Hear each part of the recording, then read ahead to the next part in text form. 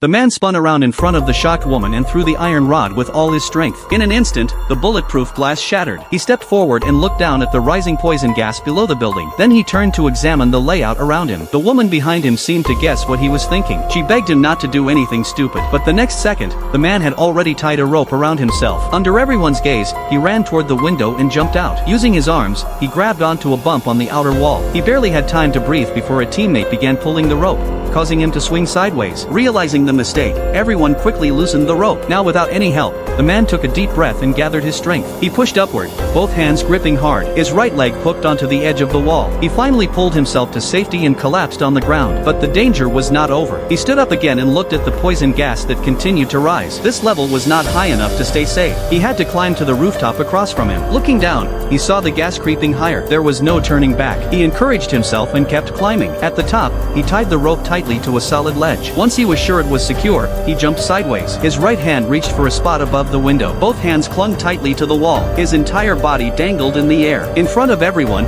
he moved to the other side of the window. Again, he secured the safety rope. Then, he began walking along the outside of the wall. Luckily, there was a ledge where he could place his feet. He paused for a moment to calm down. He had no idea how long he had been moving. Suddenly, he stopped. The rope tied around his waist became a problem. It was too short. He had only one option left. If he wanted to survive, he had to untie the rope. If not, the rising gas would reach him, and he would die. With no safety left, he faced the final challenge. He had to jump to the statue below. He used all his strength and pulled himself up. The statue's teeth broke, but his hands held on tight. The danger triggered a rush of adrenaline. He climbed over the statue and collapsed on the rooftop. People below saw he had made it and quickly followed. The man opened the rooftop door. With the woman's direction, the group turned on their phone flashlights and aimed them toward the sky. A helicopter saw their signal and flew over. But there were too many people. There was not enough room for everyone. The woman was last in line and had to stay behind. Seeing that she would be left, the man gave up his seat for her, but she was too kind. In the end, both of them stayed behind. Once the helicopter left, the man knew they could not sit and wait for death. They went downstairs to search for gas masks.